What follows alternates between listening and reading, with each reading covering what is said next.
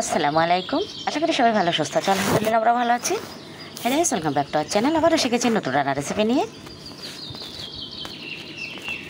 আশা করি রেসিপিটা আজকে তোমাদেরও ভালো লাগবে।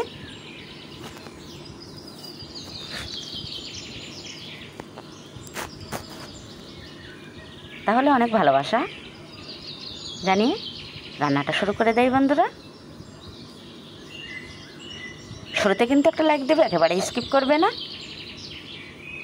আগে দেখলে আমি কিছু কচি লতি সুন্দর করে কাটাকুটি করে একটু খোলা কড়াই তেলে নিয়েছি।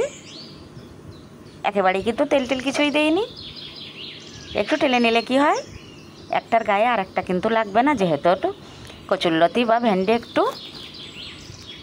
নাল তরকারি, এজন্য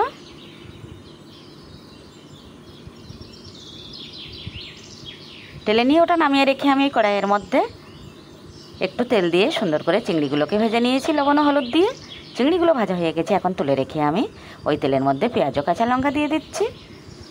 এখন এটা আমি সুন্দর করে কষিয়ে নেব। আর এর মধ্যে আর একটা স্বাদটা বাড়ানোর জন্য আর একটা জিনিস দিয়েছি বন্ধুরা, চিংড়ির মাথাগুলোকে সুন্দর করে শিলপাতায় বেটে নিয়ে সেটাও কিন্তু আমি অ্যাড করে দেব। টেস্টটা কিন্তু আরও দ্বিগুণ বেড়ে যাবে। যে কোনো সবজিতে চিংড়ি বা চিংড়ির মাথা বাটা দিলে তার স্বাদটা অনেক বেশি ভালো হয়। পেঁয়াজ লঙ্কা আবার একটু কষানো হয়ে গেলে কিন্তু আমি ওটাই দিয়ে দেব। কাঁচা গন্ধ ভাবটা চলে যাওয়ার জন্য আমি মাথা বাটাটা দিয়ে আর একটু কষিয়ে নেব।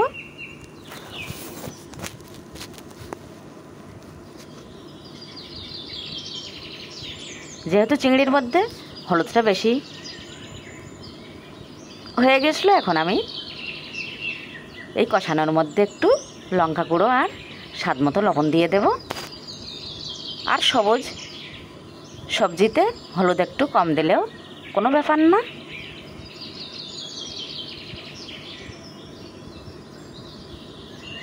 লঙ্কা গুঁড়ো লবণ দেওয়া হয়ে গেছে, এখন আমি সুন্দর করে তেলে রাখা সেই কচুরলতিটা দিয়ে দেব।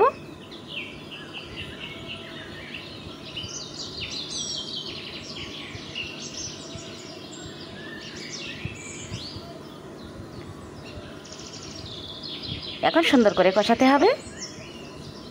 ওই মশলার সঙ্গে কচুরলতি ও একটা আলু অনেকক্ষণ ধরে কষিয়ে নেব।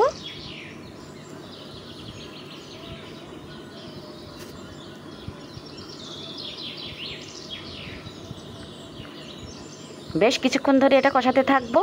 এখন কিন্তু একটুও জল দেব না।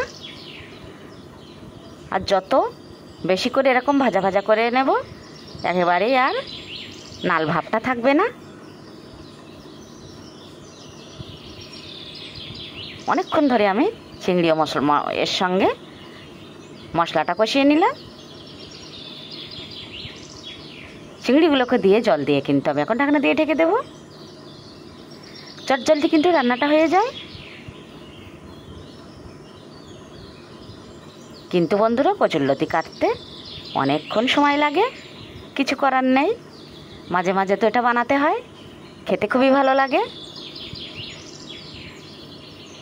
চিংড়ি ও কচুরলতি একেবারেই আমার রেডি। যেসব বন্ধুরা আগে থেকে চ্যানেলটি সাবস্ক্রাইব করেছো তাদের অসংখ্য অসংখ্য ধন্যবাদ। আর যেসব বন্ধুরা এখনও চ্যানেলটি সাবস্ক্রাইব করোনি, প্লিজ চ্যানেলটি সাবস্ক্রাইব করে দেবে। একেবারেই জলটা শুকিয়ে গেছে।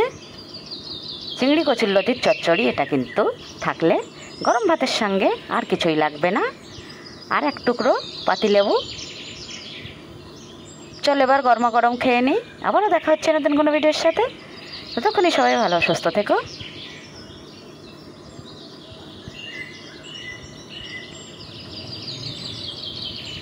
আল্লাহ হাফেজ।